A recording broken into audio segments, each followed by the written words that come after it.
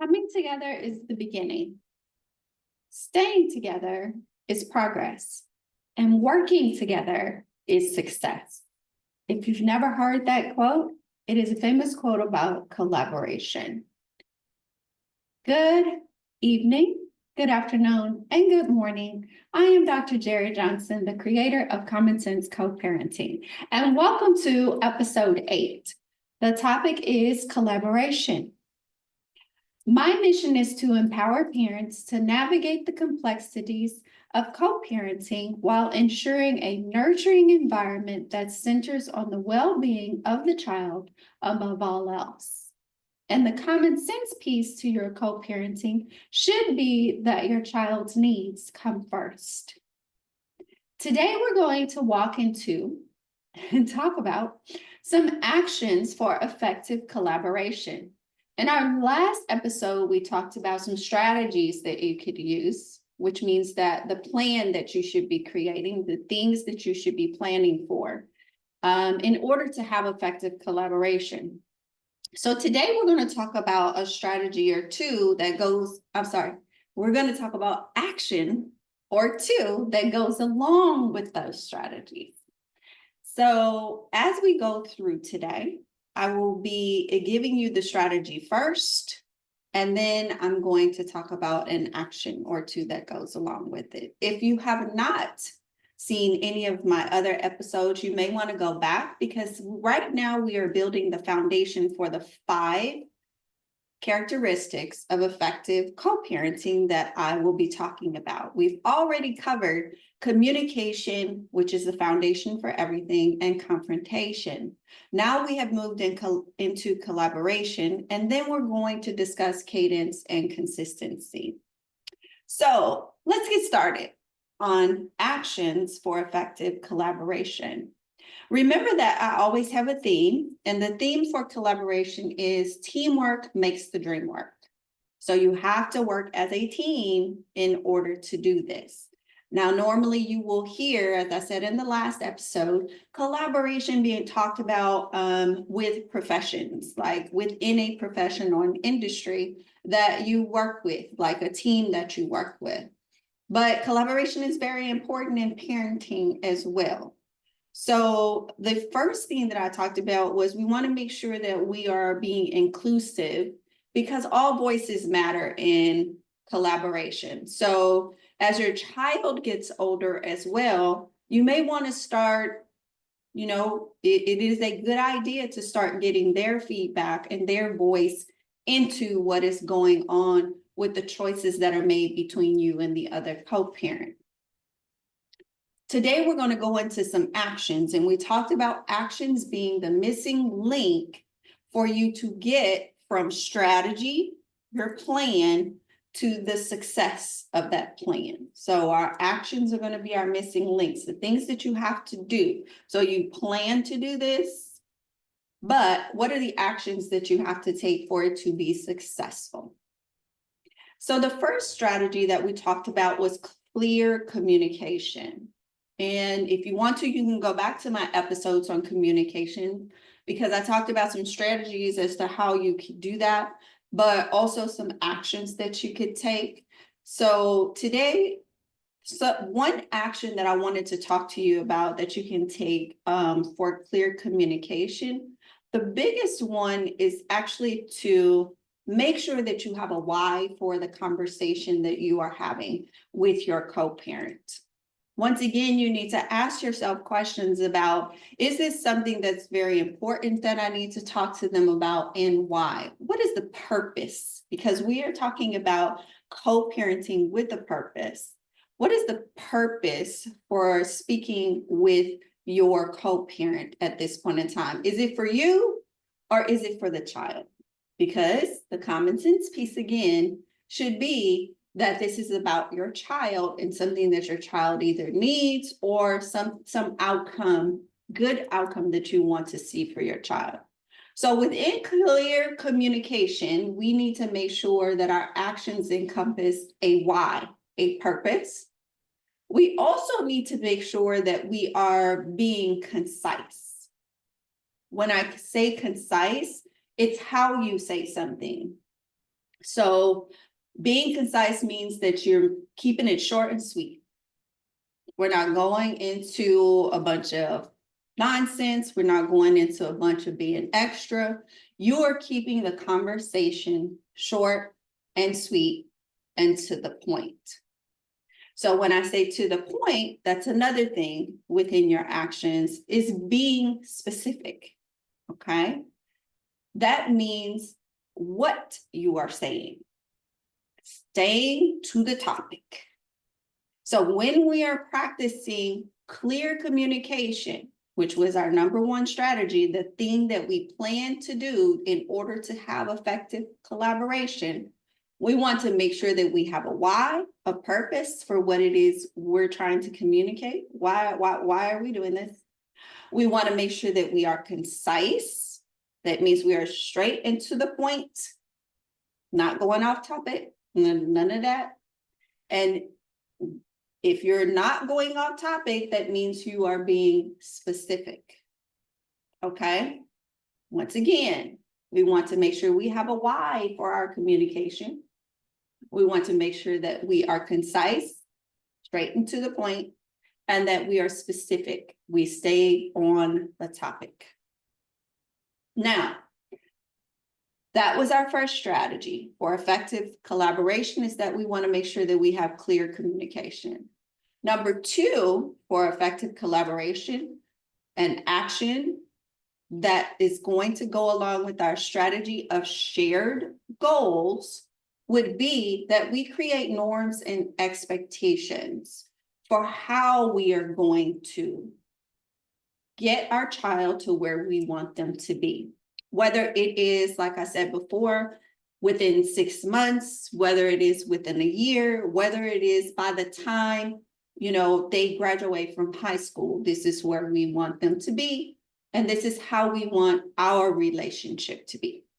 Okay. So one example of this is a shared goal. I talked about it in the last episode for my ex-husband and I, was that by the time our daughter graduated high school, we knew that we needed to help her with the first 4 years of college. If she chose to go to college or if she chose to go to a trade school, that first degree or certification or what have you, we were down for helping her with that because we did not want her to have student loans, right? So that required us to continuously talk about or have a powwow about education. Okay, I was the educator, he was not. So a lot of those conversations fell on me to initiate. It did, about, is she going to stay in public school? What do you want to do with her? Do you want her to be in private school? How are the finances going to go for that? If that's a goal that you have, is that she goes to private school and things like that.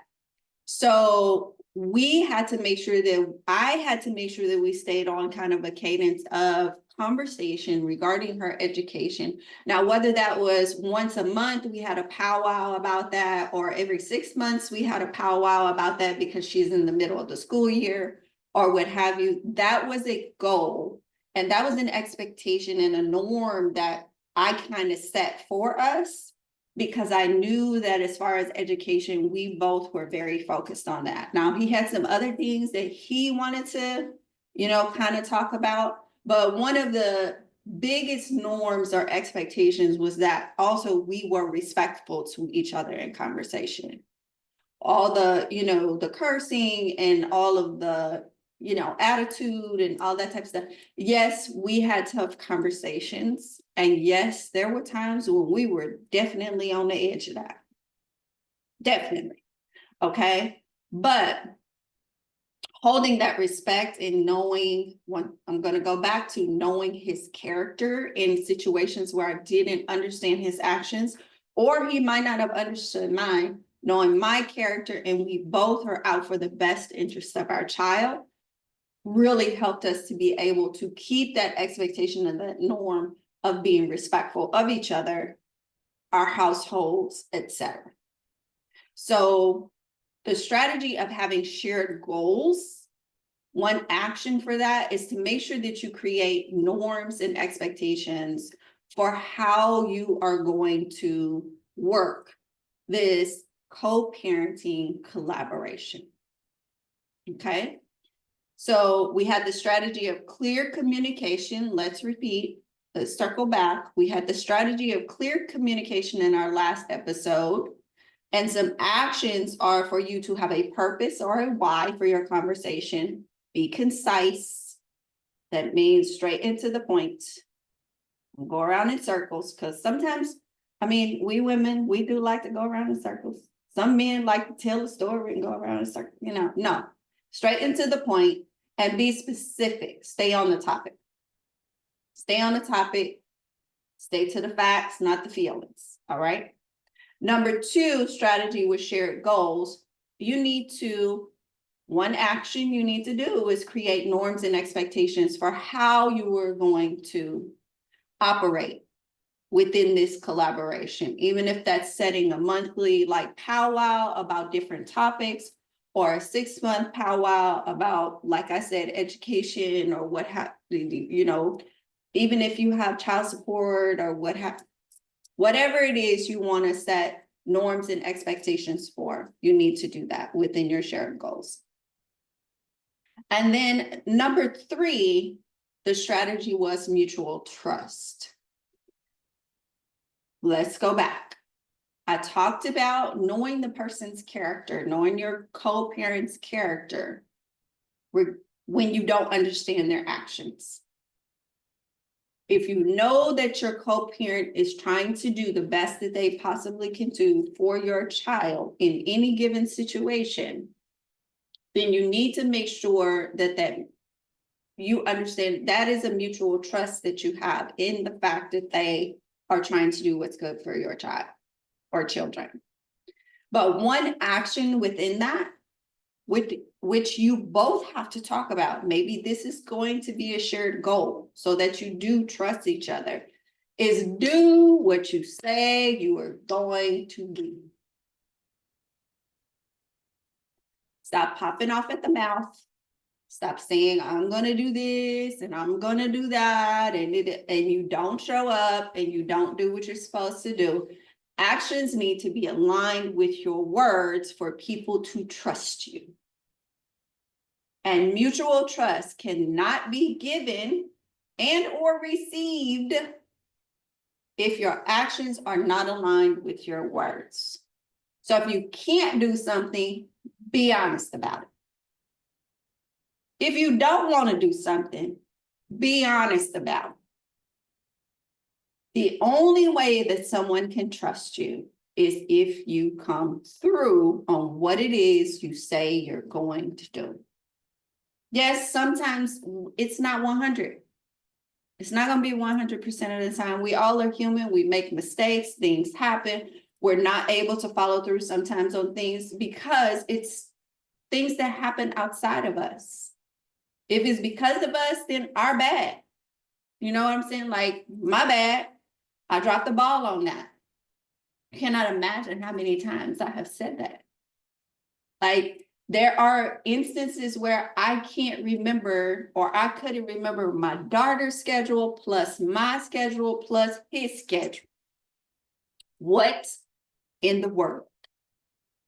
You know what I'm saying? So there are times where we are human and things just happen. And if you drop the ball, or you didn't know, or you didn't hear, or you don't remember, just say that. But if it is a consistent, you not knowing what you say you're going to do, you cannot and should not expect someone to trust you.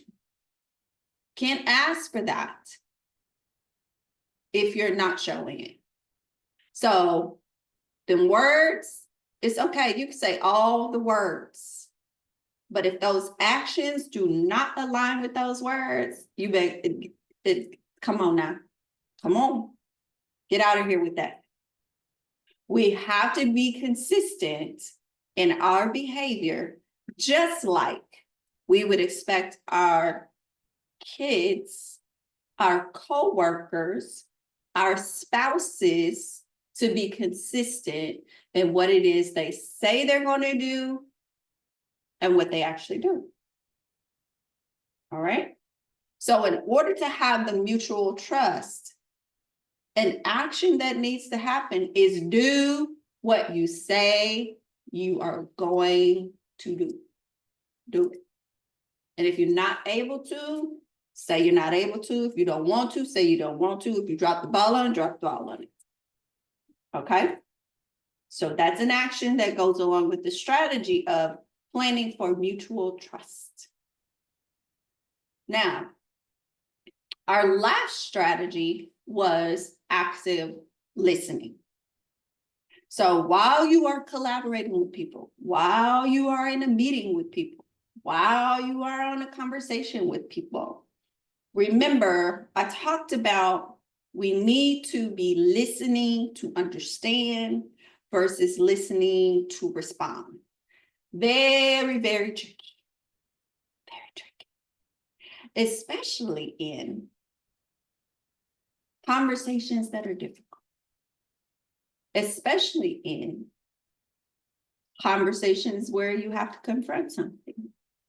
Especially in conversations where there is conflict.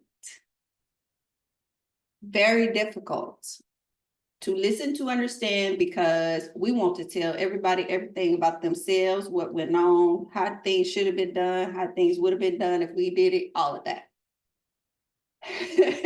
And how do I know?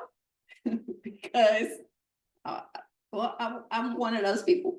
Yeah, I definitely can be one of those people. However, it goes back to clear communication. What is the why of this collaboration? What's the why? The why should always boil down to what is best for our child and what is the best outcome we can get for our child in this collaboration. So while we are actively listening, let's practice. One action we could use is reflective listening. Okay. So when I say reflective, what you're going to do basically is you're going to listen, and I'm sure you've heard this before. You're going to repeat back to your co-parent what you heard them say. Okay.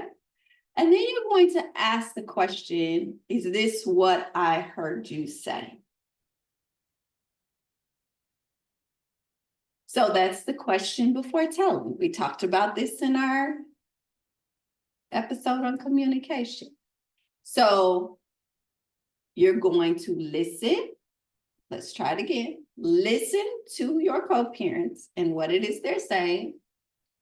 When they are finished, you're going to repeat back what you heard them say. And then you're going to say, is this what I heard you say? I'm just trying to clarify and make sure before I respond. So what this does, what this process of active listening does, is it slows you down from being reactive to whatever your co-parent is saying, because you got to listen in order to repeat back. It slows you down for a second and it makes you process, which should cause your angst, your anger, or what have you to go down, because we're listening to understand what they're saying. We're not listening to find things that are wrong or that we think shouldn't be said or what have you. Now, if you are in a heightened state of emotion, it's going to be harder for you to do this. However, if you try to do this, at least try, it will bring that heightened state of emotion down, because you're really trying to understand, okay, how do we get to the best outcome for my child? I got to listen to you because even if you're picking out stuff that you don't like, okay, I got to listen to you. But the process of repeating back what they said will give you clarification as to whether or not you tripping. And even if they come back and say, no, that's not what I said at all, you can still ask a question. Okay, can you say it again then? So I'm trying to get what you're saying before I respond. are really trying to understand. Even if they are upset, the fact that you are trying to understand most of the time will bring their emotion down too. It really is just taking your time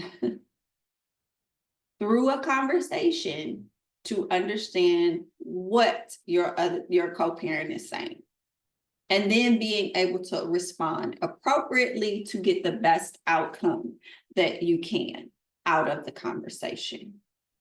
Now, it's not easy. And in no way am I saying this is easy. Any of these things are easy. What I'm telling you is, yes, it takes time, number one. Number two, it may be frustrating at first, but as you get into a rhythm, and we'll talk about this when we get to cadence, as you get into a rhythm of using these strategies and these actions, it will get easier for the both of you. There are going to be days where you feel like you are doing the most. That's in any relationship. Am I all right? Any relationship, any friendship, any working situation, there are going to be days and times where you feel like I'm the one always initiating. I'm the one always trying to take us back to practicing these things. And yes, it's going to feel like that. I've felt like that in many occasions, but I don't know how my co-parent felt. Maybe my co-parent felt the same way. Why am I always the one bringing up this conversation? Or why am I always the one having to navigate this and that, and you don't have to deal with it? You don't know what your co-parent is feeling on the other side. These types of conversations and collaboration type things that come up, or events that come up, can be a catalyst to you actually discussing these things if you wanted to. But getting into a rhythm of doing these things, it becomes easier with the other co-parent. It's a modeling situation like we would talk about in a classroom. The teacher models what we do during this activity, or models how we walk down the hallway, or models how we move about the classroom. And then the students practice it, right? And in, a few weeks, couple months, the kids got it. They can run that classroom. I used to have it to where my students could run my classroom when a substitute was there, because they knew the routines. They knew the expectations. They knew the systems that I had in my classroom, and they could teach the substitute. Oh, Dr. Johnson did like this, Ms. Johnson, no, that's not how we do it. They'd be quick to tell somebody that's not how we do it. Because I would say, no, that's not what we're supposed to be doing, is it? So just like we model, we teach and everything in school, it's the same way with our relationships, our co-parenting relationships, especially because, once again, this is another person that has come from a different background than you, that has been raised differently than you. And maybe this is not normal for you, but you know that you want to do better, and you know that you want a certain outcome for your child. So it's worth trying, right? And we don't just try once and say, oh, that didn't work, just because it may not have worked the first time. You keep coming back to it and coming back to it and coming back to it. That's the only way you get success. You don't just fail and stop. You don't just, oh, it didn't work and stop. No, you tweak, you pivot, you move, and you try it again a different way. And at some point, it's going to work when you keep trying it. It only works if you work it. It only works if you work it. And we cannot give up, because in the end, what is our purpose? What is our why? Our why is for our child's well-being.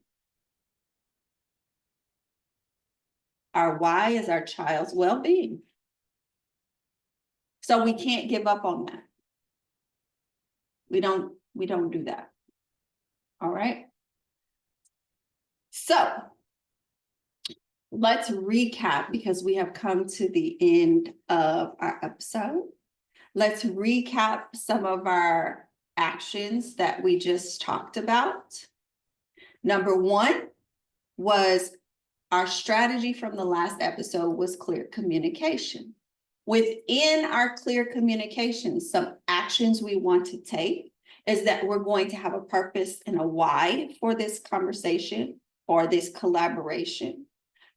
We are going to be specific about what it is we're talking about. Okay, what's the topic? Keep to the topic, stay on topic. And then we're going to be concise. We're going to be short and sweet and to the point. No rattling around, no storytelling. We don't have to do all that. Short, concise, to the point. Number two strategy was shared goals. We want to make sure that an action that we take within creating our shared goals is that we create norms and expectations around how our co-parenting relationship is going to look and possibly how our child's life is going to look. Within 6 months, a year, you know, like I said, we looked way out to 18 and said her college or her first certification, we're gonna make sure she doesn't have to take out student loans for her, if that's what she wants to do. Okay. And that could also include having a beginning of the month powwow, every 6 month powwow meeting to talk about where we are and how we're going to move forward and all of that. But you need to have some shared goals, and within that, create some norms and some expectations for yourself and for your child. The number three strategy was mutual trust. You have to have mutual trust with your co-parent. And that means you need to know their character and that they are about your child's well-being just as much as you are, even if you don't understand why they do what they do, certain actions that they take. So an action within developing mutual trust is going to be do what you say you will do. Those words need to be aligned with your actions. And then the fourth strategy is active listening. An action that you can take to get you to successful or effective collaboration is to make sure that you are implementing reflective listening. We are listening to understand. And while we're listening to understand, we are going to allow the person to speak until they're finished. We're going to repeat back what we think we heard them say. Is this what you said? This is what I heard. And then you're going to say, is this what you were intending to say? Or is this what I heard you say? Now, if they say, no, that's not at all it, well, can you clarify or can you repeat it for me? Because I want to make sure that I'm understanding before I respond. Easy, slow down of the conversation. A respectful, I'm trying to understand before I respond. And a great way to question before you start telling someone something. Now, hopefully these actions for the strategies that we talked about in episode 7 were helpful to you. There's plenty of other things that we can do within our strategies, but I just wanted to review some of these things with you today. As always, if you have any comments or you have any questions, you are welcome to put them in the comments at the bottom. Please make sure that you like and subscribe to the channel. And then also, if you know someone that you can share this with, please share it out, because I'm just trying to make the life of co-parents so much better than what we sometimes live in every day. I know that my experience is not everybody's experience, but I think it's very helpful to hear that we're not alone in some of this madness, which is co-parenting at certain times. So as always, I want to say to you guys, go out there and co-parent with a purpose, and I will see you later. Bye.